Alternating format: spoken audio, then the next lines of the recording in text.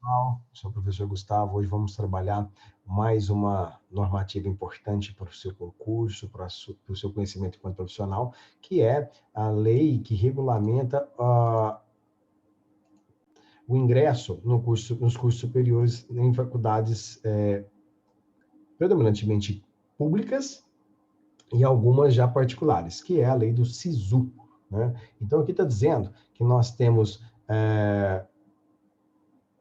uma espécie de preâmbulo da lei que diz assim: o ministro de Estado, na época, né, foi o Luiz Mercadante, né, nessa lei é de 2012, ok? Ok? E vai falar sobre o SISU. Então, nessa lei está dizendo o seguinte: o ministro da Educação, no uso da atribuição que lhe confere o artigo 87, parágrafo único, inciso 2 da Constituição, tendo em vista o disposto da lei 9394 tem que memorizar, é a LDB, né, a Lei da Educação, e na Lei de 12.711, de 29 de agosto de 2012, no Decreto 7.824, de 11 de outubro de 2012, e na Portaria Normativa número 18, essa que a gente vai ler é a 20ª, né? Essa aqui é a 20ª, ok? Desculpa, a 21ª, né? Resolve. Mas que confusão é essa? Vamos imaginar esse tanto de lei aqui. Nós temos uma árvore de leis, imagine uma árvore, em que o tronco dela chama-se Constituição Federal de 88. Nós tivemos várias constituições ao longo da história do país. A Constituição de 88 é a que rege a nossa vida atualmente. É uma Constituição chamada de cidadã, democrática. Então, todas as nossas leis que vão detalhar esse tronco, né, vamos imaginar os galhos, né, eles não podem contrariar a Constituição Federal. Então, vamos imaginar que nós tenhamos lá no artigo 87 falando que o brasileiro tem direito à educação de nível superior. Ele tem direito a acesso a essa educação. Está escrito só isso lá, né? Sei lá, uma linha escrito lá. Agora, como é esse acesso? Como é essa forma de ingresso? Como ela vai ser feita? Aí é uma lei que vai ser agregada à Constituição, é um galho dela, né? Que é essa portaria 21 que a gente vai ler hoje, né? De número 21. Se eu pensar o seguinte, se lá na Constituição está dizendo que a gente tem que ter escolas, como vai ser essa escola, como vai ser o sistema de ensino, como vai ser a formação pedagógica do aluno, como vai ser o acesso e a permanência dele. Aí criou-se a Lei 9394, que é a LDB. Então, veja, nós temos um tronco, né? E nós temos leis que vão sendo agregadas a esse tronco, que não podem entrar em contradição, tá? Então, resumindo, nós vamos ler exatamente essa portaria que foi emitida em 2012. Para só lembrar, né, tem um vídeo aqui embaixo, você olhar nas descrições, o que diz essa lei número 12.711, foi o vídeo anterior a esse, está lá tudo direitinho para você, dispõe sobre o ingresso nas universidades federais e no ensino nas instituições federais de ensino técnico de nível médio e dá outras providências. Então, em cima dessa lei, em cima da LDB, criou-se agora uma lei que explica como vai ser o ingresso via SISU, né? Então, vamos lá. Primeiro, o artigo 1º diz, né, o que é SISU? Sistema de SISU, de seleção unificada, sistema informatizado, iniciado pela Secretaria de Educação do Ministério da Educação, instituído pela portaria MEC número 2, de 26 de janeiro de 2010. Bom, o que está dizendo? Que não vai ter nenhum tipo de cadastro manual. Tudo aqui vai ser informatizado. A gente vai ter uma aula sobre o EMEC, que está aí também na sua programação de estudo, não é mesmo? Então, aqui ele explica o que é. É um sistema por meio do qual são selecionados estudantes e há vagas em cursos de graduação. Ah, eu quero fazer pós-graduação, mestrado. Você não vai fazer pelo SISU, né? Então, a sequência, o que é? Você faz ensino básico obrigatório, que vai de 4 até 17 anos. Lembrando que os últimos anos, 15, 16, 17, ensino médio, né? 6 anos para frente, educação de ensino fundamental, 4 e 5, educação infantil. Essa é a educação que a gente chama de educação básica. Sem ela, você não consegue entrar na faculdade, né? Depois da educação básica, o que você vai fazer para entrar numa universidade pública? O Enem.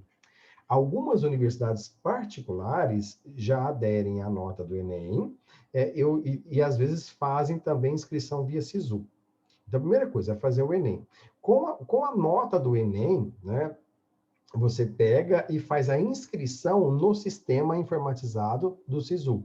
E aí a inscrição ela vai ser feita, vai ser explicada por essa lei. Né? Então, não adianta você fazer o Enem e ligar na universidade. Ó, eu tirei tanto, posso fazer aí? Não, você vai ter que fazer a inscrição via SISU, certo? Então, é um processo que, segundo os idealizadores, ele promove um trânsito muito grande de cultura, porque o aluno que não teve condição de ser aprovado, por exemplo, naquela universidade que ele queria, ele tem a condição de continuar com o seu sonho realizado em outra universidade. Talvez ele tenha que mudar de estado, mudar de cidade, e esse intercâmbio cultural, na visão dos idealizadores, é muito interessante, tá?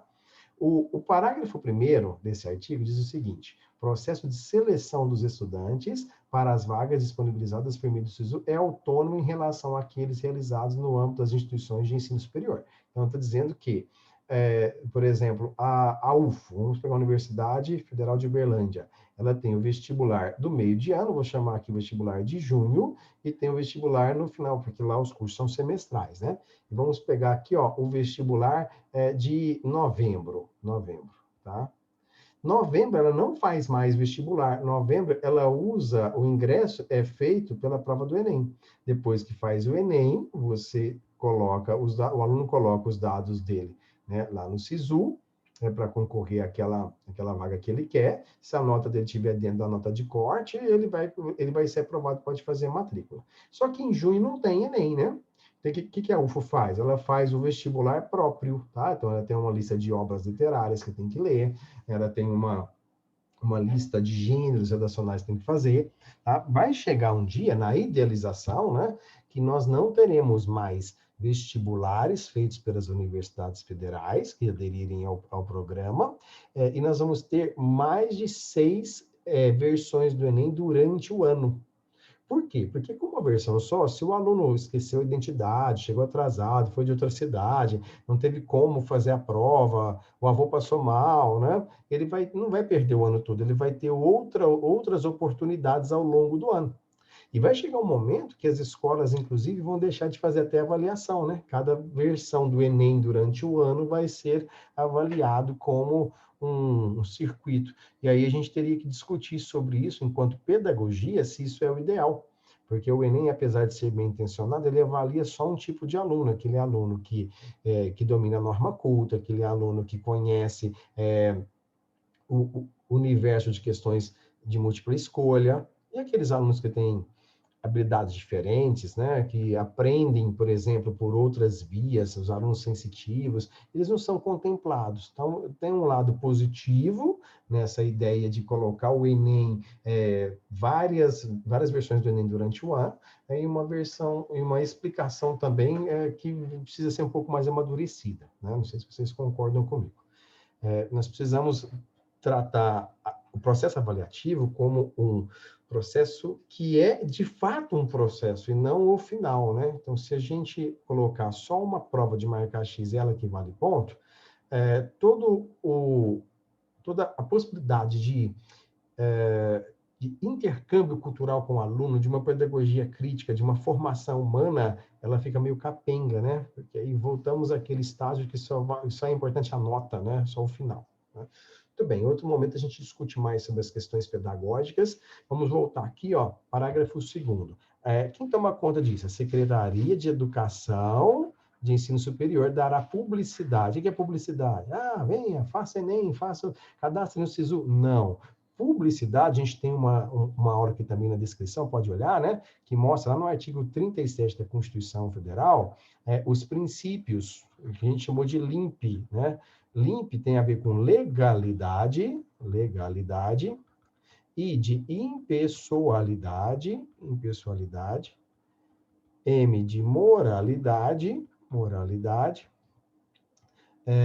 P de publicidade, que a gente está falando agora, tá? E E de eficiência. Então, o Estado, o funcionário público, né? Ele tem que ter legalidade, tudo tem que estar funcionando de acordo com a lei, né? Impessoalidade significa que a sua subjetividade fica da porta para fora, você é um representante do Estado. Moralidade, tá? De mãozinhas dadas com legalidade, moralidade tem a ver com a própria inserção do sujeito nos códigos morais, de conduta, né, de respeito ao próximo, de convivência social.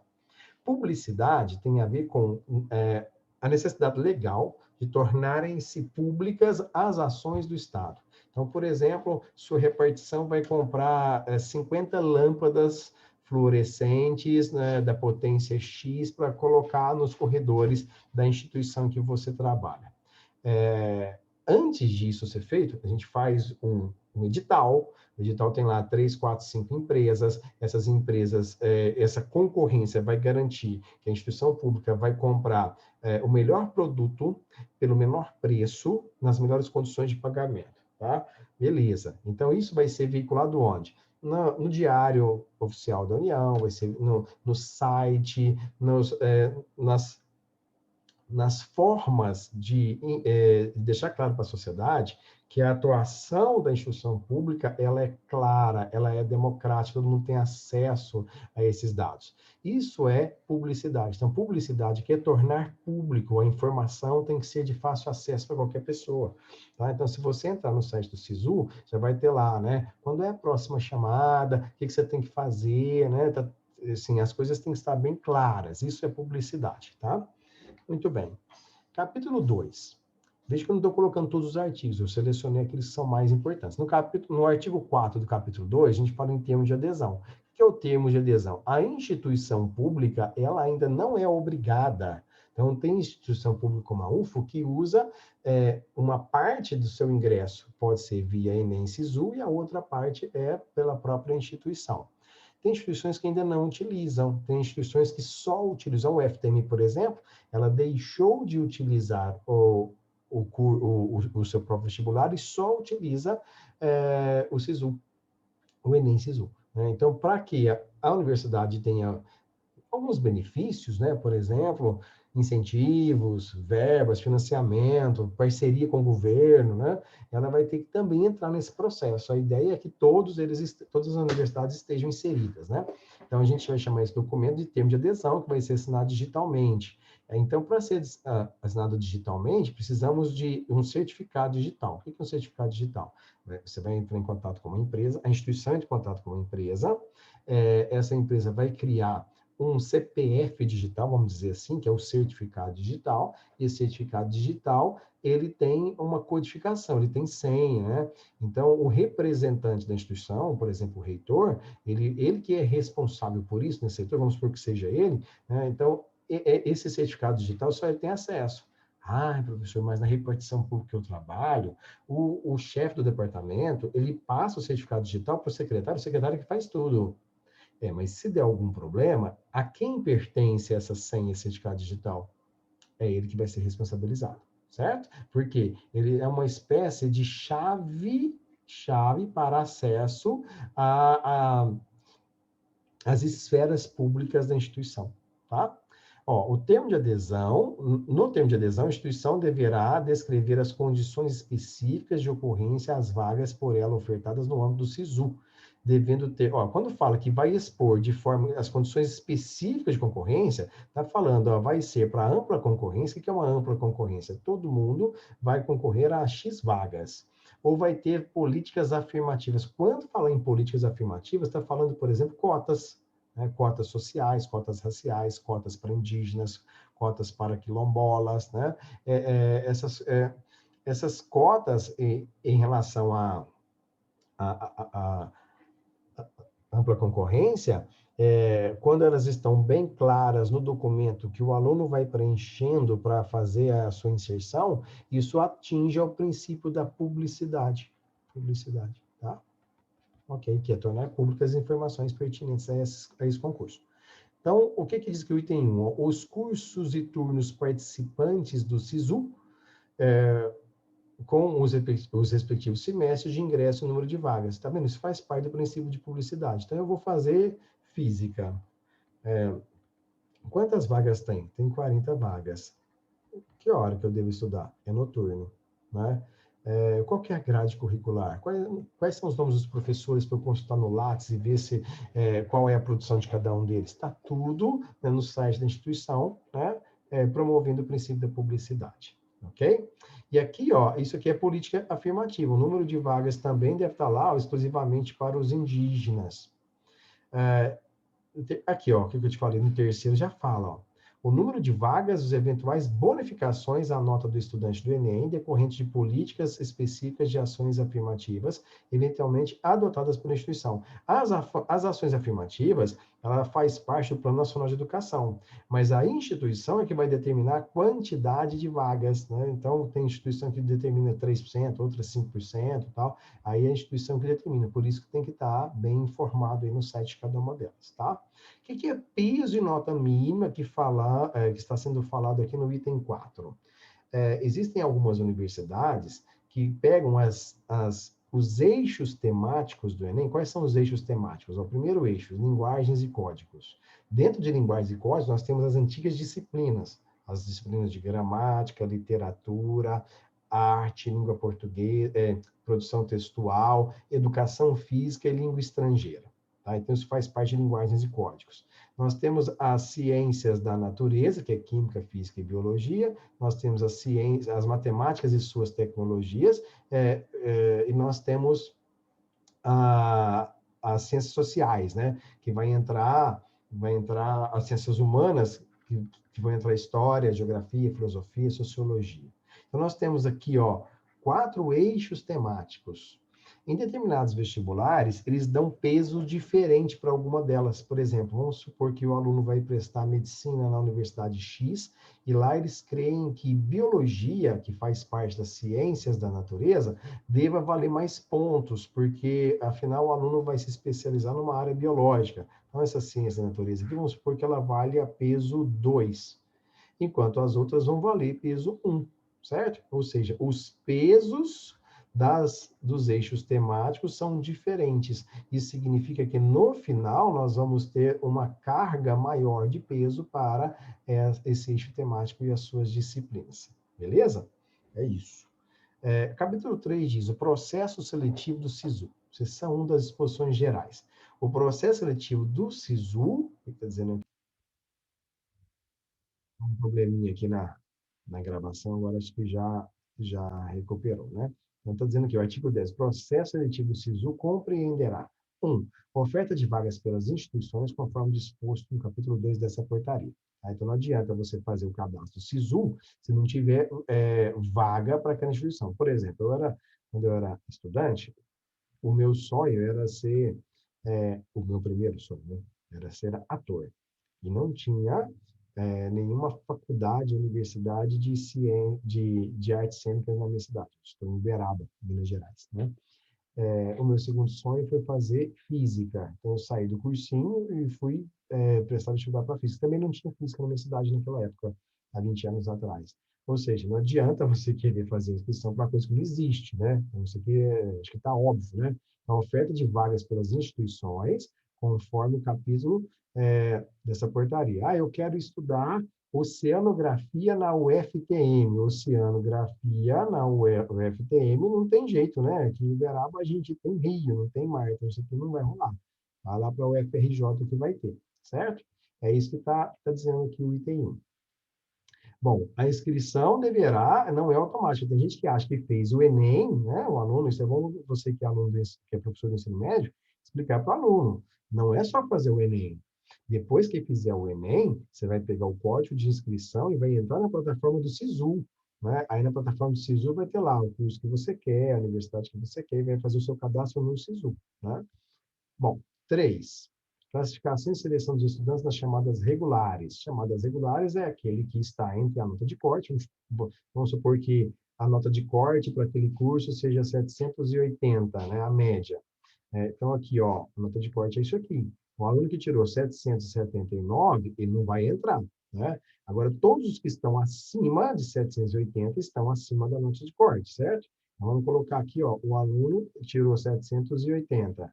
Ó, o outro tirou 785. E a gente teve aqui, ó, num total, vamos colocar aqui, a gente teve 65 alunos que tiraram 700, acima de 780. Só que só tem 40 vagas, né? Então, os 40 primeiros vão ser chamados. O restante vai ficar em lista de espera, que é o que o item 4 fala, classificação e seleção dos estudantes na lista de espera. E o 5, lançamento pelas instituições das vagas ocupadas pelo SISU.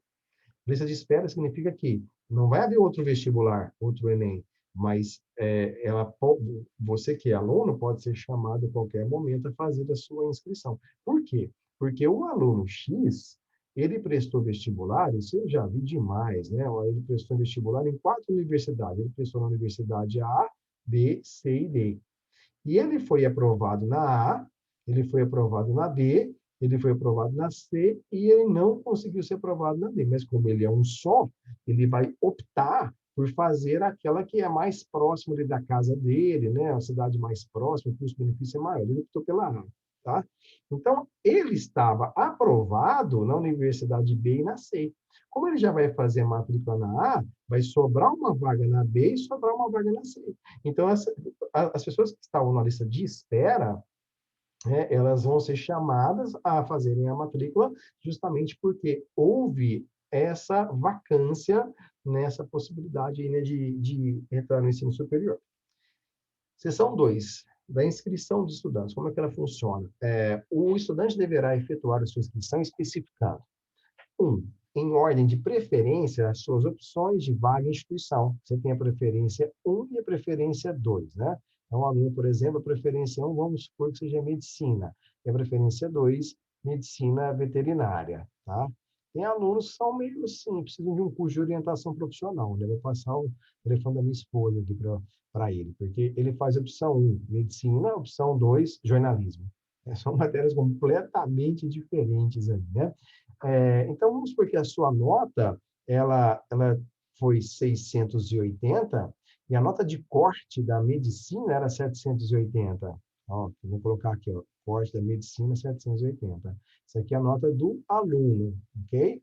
E a nota de corte da medicina veterinária foi 630. 630. Significa que ele não consegue passar no primeiro desejo dele, que era a medicina, né? Se ele quiser ainda continuar com esse desejo, vai precisar fazer uma outra preparação, mas se ele quiser fazer medicina veterinária, ele pode entrar. Né? O item 2, a modalidade de concorrência, conforme o disposto no artigo dessa portaria, e o parágrafo 1 está dizendo, é vedada ao estudante a inscrição em mais de uma modalidade de concorrência para o mesmo curso. Então, veja, para ele fazer aqui medicina e medicina, quer dizer, não tem como ele fazer mais de uma inscrição, é vedado, é proibida ao estudante a inscrição em mais de uma modalidade de concorrência para o mesmo curso e turno. Então, vamos supor que você faça inscrição e seja aprovado em 2 universidades que estão no mesmo turno. Não tem como, né? Você contraria a lei de Newton, você não vai ocupar 2 lugares ao mesmo tempo. Então, você não pode fazer 2 cursos, não pode ter 2 cadastros, né? Significa, então, que você não pode fazer 2 cursos superiores. É isso, né? Você vai fazer um só, tá? Muito bem. Agora, cuidado, o que está dizendo aqui? O Ministério da Educação não se responsabilizará por inscrição via internet, se a inscrição via internet não for recebida por quaisquer motivos, tá? De ordem técnica de computadores. Ah, mas eu fui fazer inscrição no laboratório da UFTM e não funcionou. Se você tivesse feito em tempo hábil, poderia usar outro, casa, amigo, vó, lan house, celular, qualquer coisa. Então, não pode deixar para a última hora. Avise seu aluno sobre isso, tá? Qualquer falha na comunicação, condicionamento das linhas, do procedimento indevido, bem como qualquer outro fator. Ou seja, não tem como. E nós tivemos aí, por causa da pandemia, a gente teve um índice mais baixo de alunos inscritos no Enem, né? Esse ano a gente vai ficar com mais ou menos 5 milhões. Ano passado a gente teve 7 milhões. Você já pensou se o governo tivesse que cuidar individualmente da inscrição de cada um? Então, né, tem que ser o aluno mesmo, né, que tem que cuidar, ok? Classificação e da seleção. Artigo 19 do seguinte, encerrado o período da inscrição, o estudante será classificado na ordem decrescente. O que é decrescente? É do maior para o menor. Vamos supor, nós temos aqui 40 vagas, então o de maior nota está aqui, em primeiro lugar, e aqui o 40º, né, em último lugar. Beleza? Ele está dizendo o seguinte, né? Observado o limite de vagas, vamos supor que seja 40 vagas, né? Dessas 40 vagas, vamos supor que 5% seja para cotista, então aí nós vamos ter 2 vagas para cotista, então seriam só 38 para ampla concorrência. Bom, por local, oferta, curso, turno, bem com modalidade de concorrência. Quando fala modalidade de ensino, lembra? A gente já falou sobre isso em outras aulas, hein? Ensino à distância, é o EJA, jovens e adultos, é o ensino profissional técnico, é educação especial, educação no campo, educação quilombola, educação indígena. São 7. Uma delas é transversal, que é a educação especial. Quando fala modalidade de concorrência, aqui está falando se ela é ampla concorrência ou se ela é para políticas afirmativas. O que é políticas afirmativas? Cotas, tá? Cotas para alunos de escolas públicas, alunos bolsistas ou alunos que entram nessa situação étnica, né? Índios, negros ou bolsas sociais, né? Muito bem. E aqui está dizendo, no parágrafo primeiro, a nota final do estudante poderá variar de acordo com, já expliquei isso para vocês, a ponderação de pesos, né? E o bônus em relação às ações afirmativas. Então, tem aluno que vai ter uma nota mais alta, mesmo acertando menos questões, porque ele teve bônus por entrar nesse processo de políticas afirmativas das cotas. E mesmo na ampla concorrência, vai funcionar assim no Enem, né? Vamos imaginar aqui uma situação. Você tem aqui uma pirâmide, a gente vai chamar de taxonomia de Bloom, você já deve ter ouvido falar esse nome, né? É uma pirâmide que mede quantitativamente o valor de cada questão. Então, nesses 3 níveis, nós vamos ter aqui o nível básico. O nível básico é o nível que vale menos ponto. Por exemplo, a questão diz assim, o que Chapeuzinho colocou em sua bolsa? Todo mundo vai lá e responde. Ela colocou doce. Então, se todo mundo acertou a questão, a maioria acertou, porque é uma questão fácil. Então, ela vai valer poucos pontos. Questão de nível operacional. Operacional. São questões que exigem agora interpretação. Por exemplo, se perguntarem qual é o sentido da cor vermelha na história de Chapeuzinho Vermelho. Então, essa questão já não é mais consultar o texto e responder. Ela exige um outro tipo de pensamento do aluno, por isso ela vale mais pontos, tá? E no nível 3 é a contextualização. Que tipo de pessoas Chapeuzinho Vermelho representam a nossa vida atual? Né? Ou até o nível intertextual também. A gente vai chamar aqui de nível global. São 45 questões. Vamos imaginar que naquela versão da prova, eles tivessem distribuído assim, ó, 15 questões de nível global, 15 questões de nível operacional e 15 questões de nível básico. Poderia ser diferente, né? 10 global, tal. Estou só colocando aqui para a gente equacionar melhor o nosso raciocínio. Se tiver fraude, eles vão ter que reaplicar uma prova que contenha essa mesma distribuição. 15 questões para nível básico, 15 questões para operacional e 15 para global. Isso garante que a nova aplicação do Enem tenha o mesmo grau de dificuldade. Então, aquela história, porque teve fraude, aí o aluno que já fez vai ser beneficiado, ou então o que vai fazer vai ter mais tempo para estudar. A prova em si tem o mesmo grau de dificuldade. Mas ela tem exatamente essa distribuição de pontos. Então, vamos imaginar que você erre uma questão de nível básico. Você vai perder muito ponto. Mas se você acerta, você ganha menos, porque ela vale menos ponto. Ao contrário da global. Quando você acerta global, né, você vai ganhar o ponto relativo a ela, e quando você erra, você perde menos pontos. Então, a questão ela não tem a mesma quantidade de pontos quando a gente mede a distribuição que a gente faz numa prova convencional, né? E, além disso, o aluno em si, ele tem uma curva de acertos, né? Vamos imaginar que você é um aluno que tem, em média, 6. Isso significa que em cada 10 questões você acerta 6. Né? E você acerta 6 de qual grupo? Você acerta 6, esse grupo aqui, ó, básico, 3 do básico e 3 do operacional. E então, você vai chutar.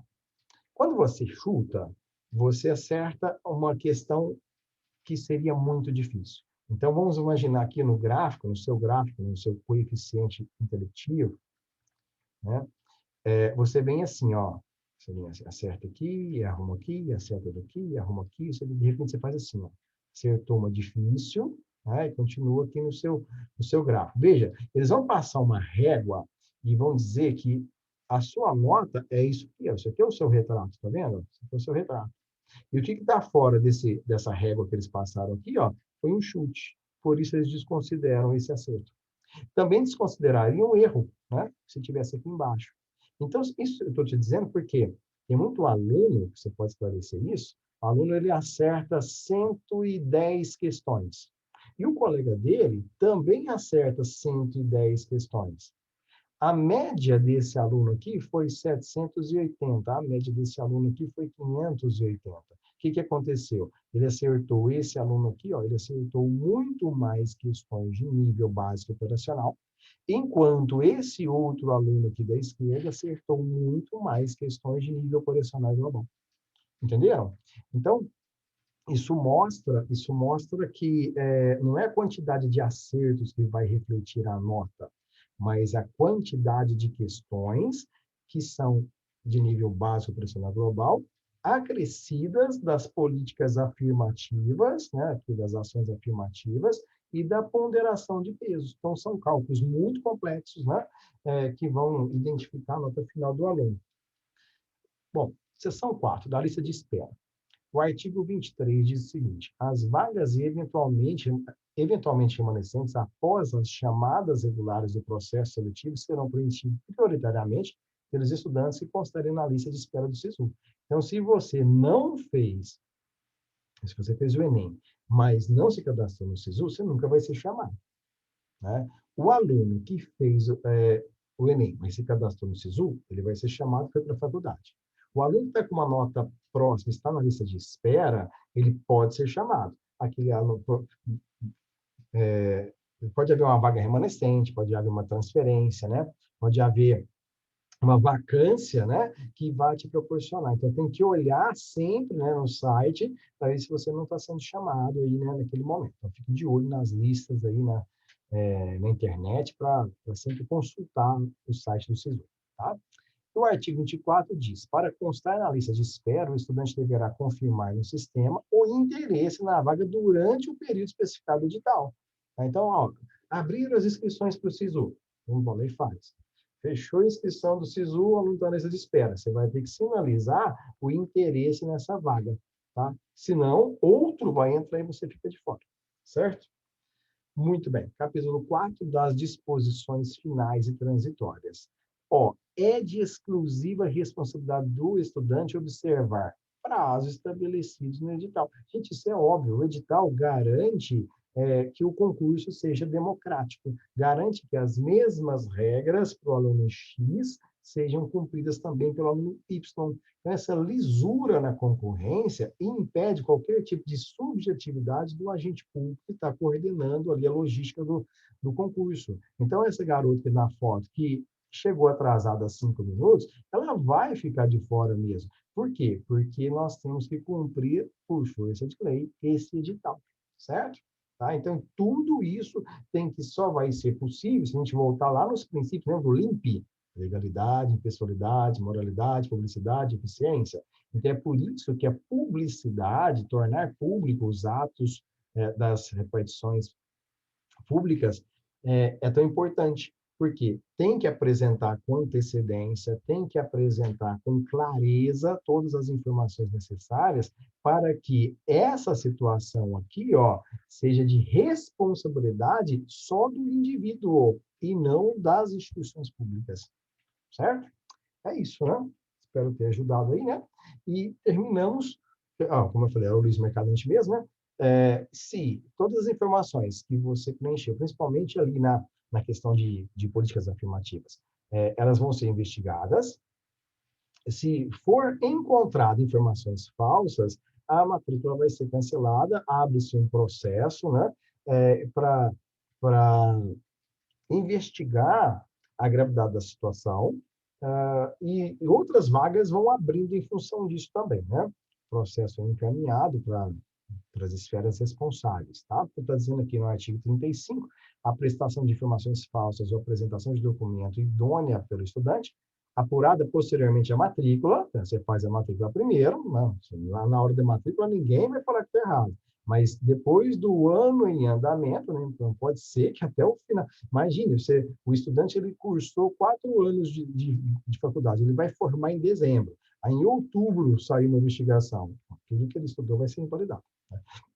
Bom, tem um procedimento que ele assegure o contraditório, ou seja, a negação e a ampla defesa. Só que é óbvio que ele vai ter que provar isso, né? Por que que isso acontece? Porque já, se você pesquisar na internet, você vai ver pessoas de pele muito branca, muito clara, entrando na universidade pública pela política de cotas. Entende? Então, isso aí tem que ser realmente investigado. Beleza? Tá, então, este texto não substituiu o publicado em 6 de 2012, pelo Luiz Mercadante, que era o ministro da época aí, né? É isso aí. Então, muito obrigado, né? A gente se encontra no próximo vídeo. Gostou? Compartilhe com seus amigos, coloque um comentário aqui embaixo, o que precisa, qual que é a sua dúvida, tá? A gente se encontra no próximo vídeo. Um abraço.